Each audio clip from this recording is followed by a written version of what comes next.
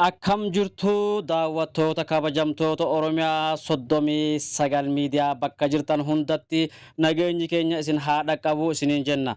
Kan ta'ansee miidiyaan keenya yeroo hundaa maddeen dhugaa ta'an hordofuudhaan oduulee biyya keessaa biyyoota alaa funaannee isin biraan gahuudhaaf akkuma itti fufnetti jirra. Isinis gama keessaniin sapaskaraab gochuudhaan akka gama keenyaa dhuftan abdii isinirraa qabna oduu bal'inna. Godina addaa walloo irratti duulli fannoo Amaaraatiin durfamu cimee akkuma itti fufetti jira. Jiraattonni walloo akka jedhanitti duulli fannoo Amaaraa ummata Oromoo walloo irratti geggeessaa jirtu mootummaan naannoo Amaaraatiin kan deeggaramtu yoo ta'u mootummaan federaalaa harka keessaa qabaachuu kan himanii jiran. Maatiin waliigaltee mootummaa Itoophiyaa fi Somaalilaandii ilaalchisee mootummaan federaalaa Somaaliyaa fi hawaasa Somaalee dallansuu keessa galchuudhaan hawaasa Oromoo Soomaaliyaan naannoo Puntland keessa jiraatan irratti xiyyeeffachuudhaan miidhaa jabaa irraan gahaa jiraachuu dhagahamee jira.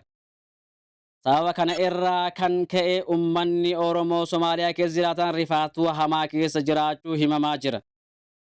Akka maddeen Oromiyaa 39 miidiyaa jiraattota Oromoo Soomaaliyaa keessa jiraatan irraa akka argannetti manaa gadi baanee ol deebi'uun rakkoo nuti ta'u jechuun lammiilee Itoophiyaa Soomaaliyaa keessa jiraatan yeroo rakkoo cimaa irratti raawwatamaa jiru mootummaan Itoophiyaa ijaa fi gurra irraa qabachuu isaa ifa gala yoo ta'u miidiyaaleen Itoophiyaa hanga ammaatti wanni irraa dubbate hin jiru. Kana jechuun mootummaan Itoophiyaa lammiilee biyyattii irraa akka dhimma hin qabne agarsiisa. Gama biraatiin pirezidaantiin Soomaaliyaa Hassan Sheikh Mahmud Itoophiyaa irratti lola labsee jiraachuu isaa ifa gala yoo ta'u Hassan Sheikh Mahmud akka jedhetti nuti Itoophiyaadhaaf bahaara tarkaanfii takka baafnee hin kenninu jechuudhaan dubbate. Pirezidaantiin haasawa isaa itti fufuudhaan mootummaan Itoophiyaa waliigaltee Somaalilaandii wajjin taasise fudhatama hin qabu jechuudhaan kuffise.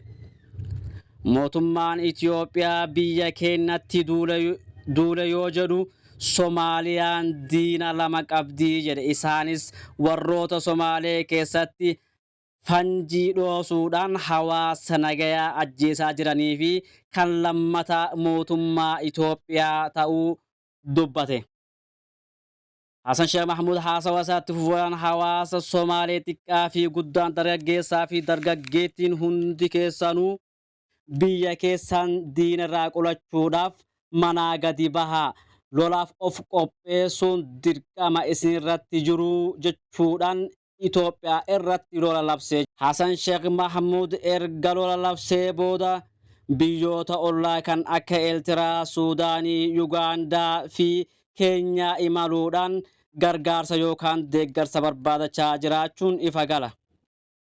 Gama biraatiin dubbii himtuun ministeera dhimma alaa Chaayinaa Mo Ningiin Chaayinaan abbaa biyyummaa fi tokkummaa daangaa Soomaaliyaa akka deeggartu ibsitee jirti. Gama kanaan kaayyoo fi qajeeltowwan chaartara dhaabbata mootummoota gamtoomanii kabachiisuuf kutannoo akka qabdu cimsanii ibsaniiru. Ibsa tibbana kenname kanaan Chaayinaan ejjannoo Somaalilaandii qaama bulchiinsa Soomaaliyaati jedhu qabdi jechuun dubbatan. Dubbii himtuun ministeericha Chaayinaa biyyoonni naannichaa misooma waloo tumsa michoominaa fi dhimma gidduu isaanii marii dippiloomaasiitiin akka ilaalamu dhaamaniiru.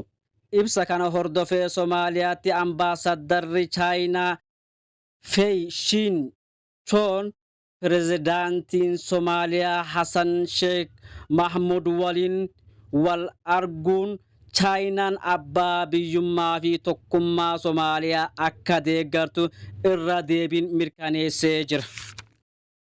Waliigaltee Itoophiyaa fi Somaalilaandii hariiroo ollummaa gaarii Somaalilaandii waliin qabdu cimsee. Waliigaltee Somaalilaandii fi Itoophiyaan hariiroo ollummaa gaarii Somaalilaandii waliin qabnu cimsa jechuudhaan mootummaan naannoo Somaalee dubbatee jira. Mootummaan naannoo Somaalee walii galtee wal hubannoo balbala galaanaa irratti Itoophiyaa fi Somaalilaandii gidduu mallatteeffame ollummaa gaarii uumuu walitti dhufeenya misoomaa itti fufiinsa qabu ni cimsa jedhan. Pirezidaantiin naannoo Somaalee Mustafaa Muhammad dhimma kana ilaalchisee ibsa kaleessa laatiniin waliigalteen kun biyya keenya balbala galaanaa akka argattu taasisuu bira dabree hariiroo ollummaa gaarii Somaalilaandii waliin qabnu kan cimsuudha jedhan.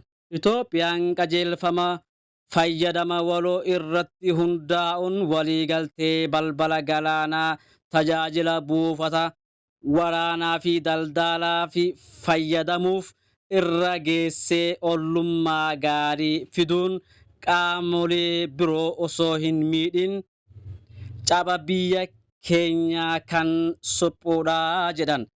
Egaa daawwattoota kabajamtoota hordoftoota Oromiyaa 39 miidiyaa oduu har'aaf qabannee siin dhiyaanne kanuma hanga oduu biraatiin wal deemuutti nagaan nuu turaan affeerraa kenna. Like, subscribe, share waliin godhuuf hin dagatinaa isiniin jenna.